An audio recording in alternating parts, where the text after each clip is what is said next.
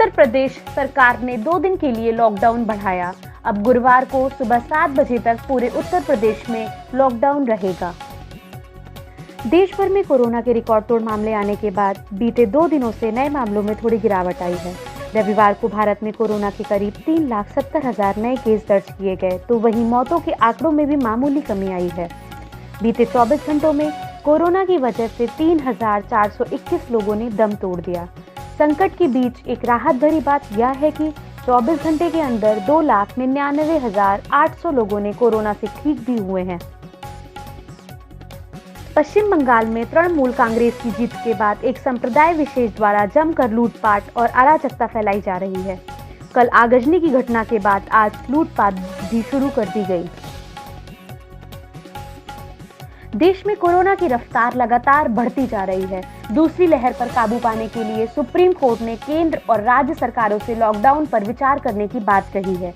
Supreme court ने कहा है कि हम केंद्र और राज्य सरकारों से सामूहिक समारोह और सुपर स्प्रेडर कार्यक्रमों पर रोक लगाने पर विचार करने का आग्रह करेंगे। सुप्रीम कोर्ट ने सरकार से कहा है कि वे लोक कल्याण के हित में दूसरी लहर के वायरस पर अंकुश लगाने के लिए लॉकडाउन लगाने पर विचार कर सकते हैं। देश के कई हिस्सों में वैक्सीन न होने के कारण या तो सेंटर्स बंद पड़े हैं या फिर नया चरण शुरू नहीं हो सका है। इस बीच भारत में वैक्सीन के सबसे बड़े निर्माता सीरम इंस्टीट्यूट ऑफ इंडिया के अदार पूनावाला का कहना है कि भारत में वैक्सीन की किल्लत जुलाई तक जारी रह सकती है। लखनऊ के थाना विभूति खंड अंतर्गत राम मनोहर लोहिया अस्पताल की बड़ी लापरवाही, जीवित को किया मृत घोषित। साले नगर सुख रानी गौतम को 3 दिन पहले राम मनोहर लोहिया अस्पताल में भर्ती कराया गया था। डॉक्टर ने मरीज को मृत घोषित कर घर वालों को सौंप दी लाश। बॉडी लेकर घर वाले जैसे ही घर पहुंचे तो उन्होंने देखा कि सांसें चल रही थी।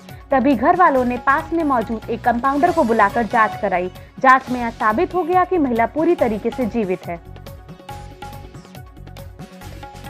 चुनाव खत्म होने और कोरोना का कहर जारी रहने के बीच महामारी टास्क फोर्स द्वारा सरकार को सलाह दी गई है कि देश में कुछ सप्ताह का पूर्ण लॉकडाउन लगाकर ही महामारी पर अंकुश लगाया जा सकता है। साथ ही इस बात को भी ध्यान रखना है कि महामारी विशेषज्ञों और जाने माने चिकित्सकों ने भी चेतावनी दी है कि इस माह के मध्य में महामारी चरम पर हो सकती है। ऐसे में स्वास्थ्य सेवाओं को व्यवस्थित करने के लिए लॉकडाउन ही अंतिम विकल्प है। अब इस पर अंतिम फैसला प्रधानमंत्री को ही करना है।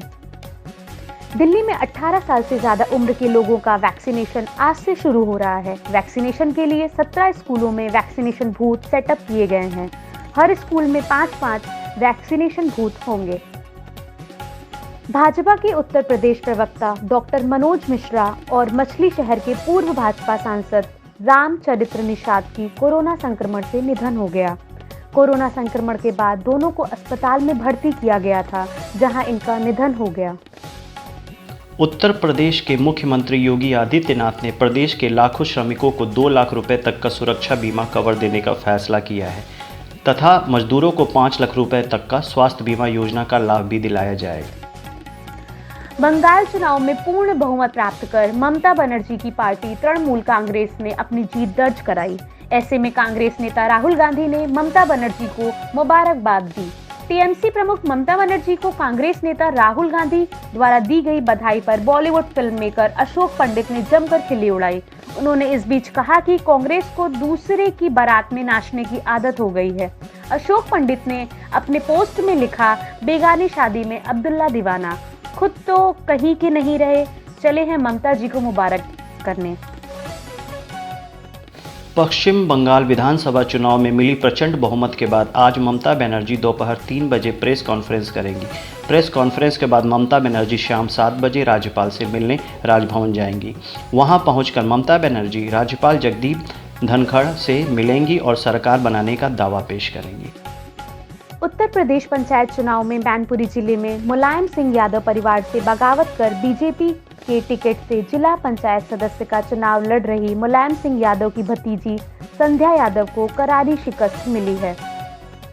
बंदियों की अदला बदली और प्रतिबंध के चलते ईरान के फंसे $7 अरब करीब 52,000 करोड़ रुपए का भुगतान कराने के संबंध में ईरान सरकार के साथ कोई समझौता होने से अमेरिका ने इनकार किया है।